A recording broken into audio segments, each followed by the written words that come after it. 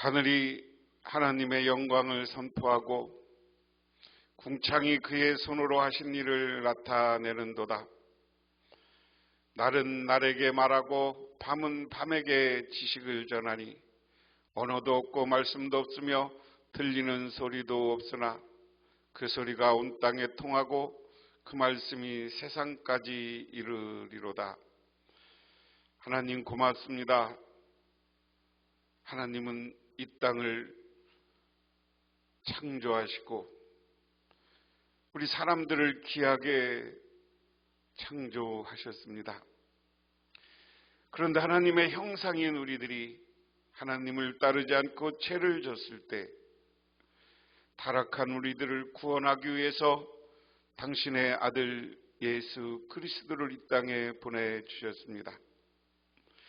그분은 이 땅에 오셔서 고난받으시고 부활을 통해서 참된 승리의 모습을 보여주셨습니다. 하나님 이 시간 부활하신 예수님, 영원하신 예수님, 우리를 하나님 나라로 인도하는 그 주님을 바라보며 이 땅에 살아가는 동안 감사와 기쁨과 경배의 삶을 살게 하옵소서. 그로 인하여서 우리도 구원받고 이 땅에서도 승리하는 삶이 되게 하옵소서. 예수님 이름 받들어 기도드리옵나이다. 아멘. 하나님의 말씀 봅니다. 하나님의 말씀은 누가복음 20장 1절에서 18절 130쪽에 있습니다. 하루는 예수께서 성전에서 백성을 가르치시며 복음을 전할세 대제사장들과 서기관들이 장로들과 함께 가까이 와서 말하여 이르되 당신이 무슨 권위로 이런 일을 하는지 이 권위를 주니가 누구인지 우리에게 말하라. 대답하여 이르시되 나도 한 말을 너희에게 물으리. 내게 말하라. 요한의 세례가 하늘로부터냐 사람으로부터냐? 그들이 서로 의논하여 이르되 만일 하늘로부터라면 어찌하여 그를 믿지 아니하였느냐 할 것이요 만일 사람으로부터라면 백성이 요한을 선지자로 인정하니 그들이 다 우리를 돌로 칠 것이라 하고 대답하되 어디로부터인지 알지 못하노라 하니 예수께서 이르시되 나도 무슨 권위로 이런 일을 하는지 너희에게 이르지 아니하리라 하시니라. 그가 또 이 비유로 백성에게 말씀하시기 시작하시니라.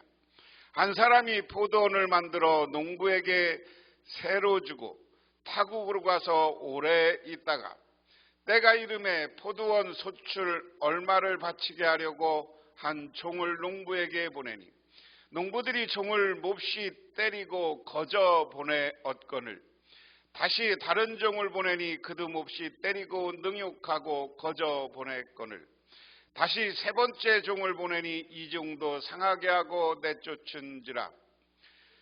포도원 주인이 이르되 어찌할까 내 사랑하는 아들을 보내리니 그들이 혹 그는 존대하리라 하였더니 농부들이 그를 보고 서로 의논하여 이르되 이는 상속자니 죽이고 그 유산을 우리의 것으로 만들자 하고 포도원 밖에 내쫓아 죽였느니라. 그런즉 포도원 주인이 이 사람들을 어떻게 하겠느냐? 와서 그 농부들을 진멸하고 포도원을 다른 사람에게 주리라 하시니 사람들이 듣고 이르되 그렇게 되지 말아지어야 하거늘 그들이를 보시며 이르시되 그러면 기록된 바 건축자의 버린 돌이 모퉁이의 머릿돌이 되었느니라 함이 어찌미냐?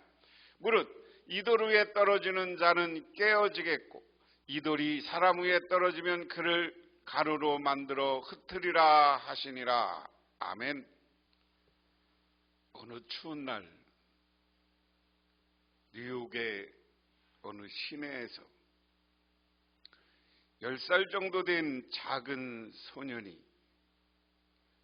브로드웨이가의 신발 가게 앞에 서 있습니다. 맨발인 소년은 이빨이 부들질 정도로 심하게 떨면서 진열장 안을 들여다보고 있었습니다. 그 모습을 측은하게 지켜보던 한 부인이 소년에게 다가가 묻습니다. 꼬마야, 왜 진열장을 그렇게 뚫어져라 쳐다보고 있느냐? 저는 지금 하나님께 신발 한 켤레만 달라고 기도하고 있는 중입니다. 부인은 소년의 손목을 잡고 가게 안으로 들어갔습니다. 부인은 우선 양말 몇 켤레를 주문하고 나서 물이 담긴 세숫대야와 수건을 빌려 가게 뒤편으로 소년을 데리고 가서 앉히더니 무릎을 꿇고 더러운 소년의 발을 깨끗이 씻은 뒤 수건으로 물기를 닦아 주었습니다. 부인은 점원이 가져온 양말 중에 한 켤레를 소년의 발에 신겨 주었습니다. 소년은 차가운 발이 따뜻한 온기가 전해졌고 부인은 신발도 몇 켤레 사준 후 신발과 양말을 잃어버리지 않도록 끈으로 묶어 소년의 손에 꼭 쥐어주며 소년의 어깨를 가볍게 토닥이며 말했습니다. 꼬마야, 안심하고 가거라. 이제 기분이 좀 나아졌니? 소년은 미소를 띠며 말없이 고개를 끄덕일 뿐이었습니다. 부인도 살짝 소년에게 웃음을 지어 보았습니다. 그런데 조금 뒤 그녀가 가던 길을 가기 위해 몸을 돌리는 순간 소년이 부인의 손을 잡고 얼굴을 가만히 쳐다보는 것이었습니다. 소년은 눈에 눈물기가 가득 머금고 있었습니다. 그리고 이야기합니다. 아줌마가 하나님 부인이에요? 이렇게 묻더라는 겁니다.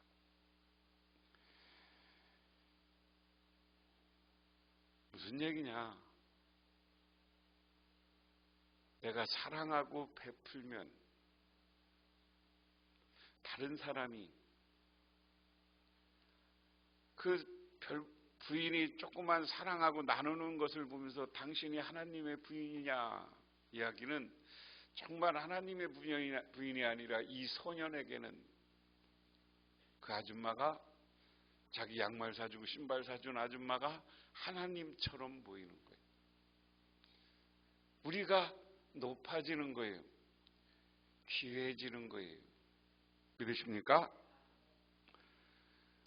근데 우리 사람들은 하나님이 높여준 사람, 하나님이 귀한 사람들을 잘 인정하지 않아. 오늘 말씀의 시작을 보면 이렇게 이야기했습니다. 예수께서 어느 날 성전에서 백성을 가르치시며 기쁜 소식을 전하실세 대제사장들과 율법학자들이 장로들과 함께 와서 말하였다. 당신은 무슨 권한으로 이런 일을 합니까? 누가 이런 권한을 당신에게 주었습니까? 어디 우리에게 말해 보십시오 하는 겁니다. 이게 상상도인데요. 이스라엘의 사내들인입니다. 이 사내들인은 뭐냐면 이스라엘의 제사장 그리고 각 지파에서 6명씩 뽑았어요. 그러면 12명 하면 72명이에요. 그래서 각 지파에서 6명씩 뽑아서 이 전체 제사장을 중심으로 해서 이 성전을 운영하고 이스라엘을 운영하고 대제사장이 백성들을 재판하는 겁니다. 이거는 좀 크게 한 상상도고요. 그래서 사람들이 잘못하면 서기관들이 여기 기록하고 대제사장 72명이 모여서 이 죄를 묻는 거예요. 이 장면은 우리가 상상해 볼 게 뭐예요? 이 대제사장들이 72명이 예수님을 이렇게 신문하기도 했어요. 나중에 사도 바울을 이렇게 신문하기도 했습니다. 자기 마음에 맞지 않으면. 자, 오늘 이야기는 그겁니다. 이것이 정확한 상상도인데요. 예수님을 묻고 예수님을 이렇게 재판하는 장면입니다. 그런데 예수님이 어느 날 오늘 말씀해 보면 성전에서 가르쳤다 그랬습니다. 잘하는 것처럼 지난주 우리가 말씀에 예수님이 예루살렘에 입성 들어왔어요. 예루살렘에 들어오셨어요. 예루살렘에 들어오셔서 지난 시간에 한 이야기가 뭡니까? 성전에 들어가셨다. 성전에. 오늘 말씀에는 성전에서 예수님이 가르치는 거예요. 성전에서 가르치니까 오늘 제사장들과 이 사내들에 있는 율법학자들이 와서 예수님에게 물어요. 야, 너 누가 가르치라고 그랬어? 이렇게 하나님의 말씀 가르치는 권위를 누가 줬어? 자기들이 인정하는 율법학자, 자기들이 인정하는 선생이 가르쳐 성전에서 말씀을 가르쳐야 되는데 대제사장이 인정한 것. 이스라엘 이 사람들의 70명의 사내들을 얘기하면 어느 지파에서 파송한 사람도 아니야. 예수님은. 그러니까 예수님에게 제사장들이 와서 묻는 거예요. 야, 너 누가 가르치라고 그랬어? 누가 가르치라고 그랬어? 누가 너한테 가르칠 자격, 권한을 줬어? 그 얘기예요. 예수께서 그들에게 대답하셨다. 나도 너희에게 한 가지 물어보겠다. 나에게 대답하라. 그러니까 예수님은 자기를 공격하니까 역설적인 질문으로 대답해 보라고 그래요. 요한의 세례가 하늘에서 난 것이냐, 사람에게서 난 것이냐? 요한이 세례를 받았는데 이게 하나님이 준 권한이냐, 사람이 준 권한이냐? 그러니까 제사장들이 그들은 자기들끼리 의논하면서 말했다. 하늘에서 났다고 말하면 어찌하여 그를 믿지 않느냐고 할 것이요. 사람에게서 났다고 말하면 온 백성이 요한을 예언자로 믿고 있으니 그들이 우리를 돌로 칠 것이다. 자기들끼리 하는 얘기예요. 야, 하늘에서 요한이 세례받는 권한을 하늘에서 줬다고 하면 왜 니들 요한을 믿지 않았어? 이 제사장들, 이 사람들이 요한을 죽일 때 동조했던 사람들이에요. 세례 요한을 죽일 때. 세례 요한을 안 믿었던 사람이야. 그래서 세례 요한은 광야에 갔어. 그러니까 야, 그렇게 되면 우리가 하나님이 보낸 예언 사람을 안 믿었다고 할 것이다. 그러니까 우리가 믿음이 없다고 할 것이다. 또 사람에게 나섰다면 야, 요한은 하늘이 보낸 예언자인데 니들이 어떻게 사람에게서 났다고 하느냐? 그리고 그러면서 제사장들과 사내들에 있는 사람들을 돌로 칠 것이다. 예언자를 그렇게 무시하냐? 그래서 그들은 요한의 세례가 어디서 났는지 모른다고 대답했다. 그러니까 하는 말이 몰라요? 제일 사람이 빠져나가기 쉬운 게 모른다는 대답이야. 그러니까 예수께서도 그들에게 말씀하셨다. 나도 그 권한으로, 무슨 권한으로 이런 일을 하는지 너희에게 말하지 않겠다. 야, 니들도 몰라, 나도 몰라. 니들이 알아봐. 그 얘기예요. 이야기 속에 내포되어 있는 건 뭡니까? 예수님이 자기에게 이런 가르치는 권한을 준 건 요한이 하늘에게서 권한을 받은 것처럼 나는 하나님으로부터 권한을 받았다. 왜 그래요? 우리 하나님은 하나님의 아들이에요. 그리고 이 땅에 하나님의 아들로 우리를 구원하기 위해서 온 그리스도이고 메시아입니다. 그래서 이 권한은 사람에게서 준 게 아니야. 그러면서 예수님이 백성들에게 비유로 말씀하셨다. 어떤 사람이 포도원을 만들어서 농부들에게 새로 주고 오랫동안 멀리 떠나 있었다. 포도를 거둘 때가 되어 포도원 주인은 포도원 수출의 가운데 얼마를 소장료로 받아오게 하려고 그 종 하나를 농부에게 보냈다. 그런데 농부는 그 종을 데리고 빈손으로 돌려보냈다. 주인은 다른 종을 보냈다. 그랬더니 그들은 그 종도 때리고 모욕하고 빈손으로 돌려보냈다. 그래서 주인이 세 번째 종을 보냈고 그들은 이 종에게도 상처를 입혀서 쫓아냈다. 자, 예수님은 지금 이제 예루살렘에 입성해서 이 말씀 속에 뭐가 있는 거냐면 오늘 가르침 속에 예수님이 고난받고 십자가에 매달려 돌아가시고 부활할 것에 대한 이야기입니다. 이 예수님이 고난과 부활을 받는 과정에 배신자가 있어. 배신자가 있어. 그게 누구냐? 이것을 미리 오늘 비유로 이야기하는 거예요. 무슨 비유예요? 내가 땅을 사서 포도원을 잘 만들었어. 과수원을. 그리고 자기는 어디로 가면서 야 이거 농사 잘 져라 그러고 우리로 얘기하면 소작을 줬어. 농사 짓게 했어. 응? 그런데 포도를 거둘 때가 되면 이제 그 세금을 농사진 거에 대한 땅을 사용한 일정액을 내야 되잖아요. 응? 그러니까 당연히 자기 농사를 졌으면 줘야죠. 그러니까 종을 보내서 자기가 이제 또 거리는 본부에 있는 종이 있을 거 아니에요. 걔들을 보내서 야, 너 저 농사 졌으면 반 내놔. 그리고 세금을 받으러 갔더니 안 줘. 그리고 그 다음에는 돌려보내서 그냥 왔어. 다음에 두 번째 갔더니 다른 종을 보냈더니 그 다음에는 모욕하고 빈손으로 돌려보냈다. 그리고 이들은 이 종에게 상처를, 세 번째는 또한 두들겨 패서 상처를 입혔어. 포도원 주인 이번에는 이렇게 말하였다. 어떻게 할까? 내 사랑하는 아들 보내야 되겠다. 설마 그들이 내 아들이야? 존중하겠지. 그래서 이번에는 아들을 보냈어요. 그러나 농부들은 그걸 보고서 서로 의논하여 말했다. 이 사람은 상속자다. 그를 죽여버리자. 그래서 이 유산을 우리에게 차지하자. 이렇게 이야기했습니다. 그리하여 그들은 주인의 아들을 포도원 바깥으로 내쫓아 죽였다. 그러니 포도원 주인이 그들을 어떻게 하겠느냐? 주인이 와서 그들을 죽이고 포도원 다른 사람들에게 줄 것이다. 사람들이 이 말씀을 듣고 말하였다. 그런 일이 없기를 바랍니다. 자,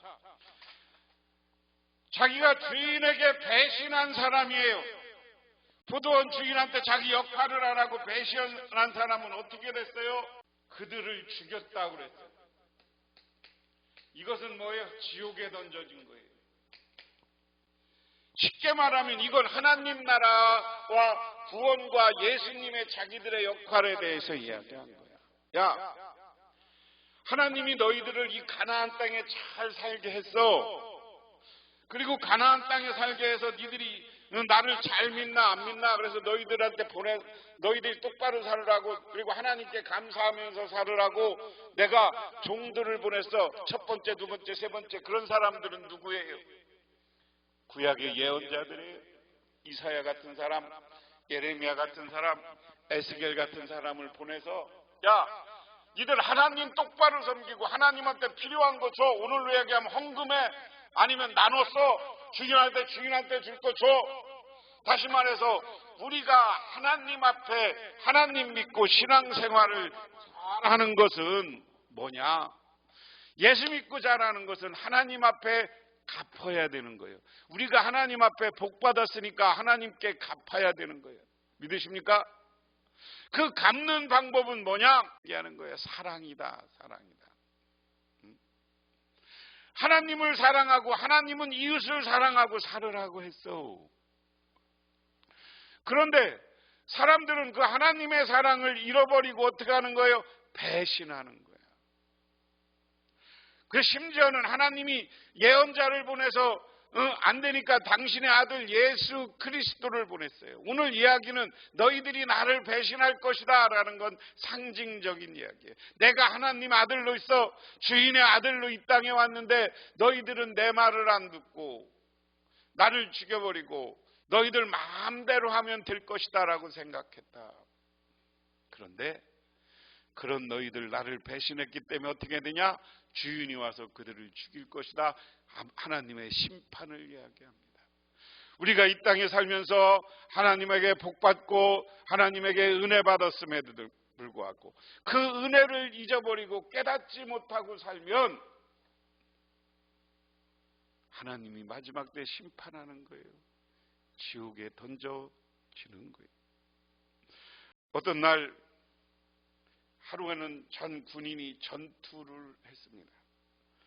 전투를 다 하고 나서 이제 나와서 그 대장과 함께 그날 전투를 평가했어요.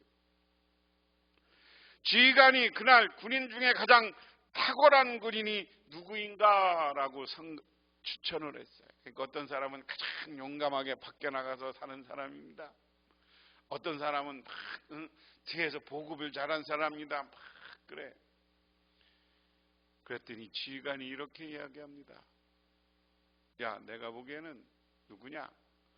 어떤 사람이 딱 전쟁을 하다 칼로 마침 적의 대장을 딱 죽일 수 있는 기회가 있었다.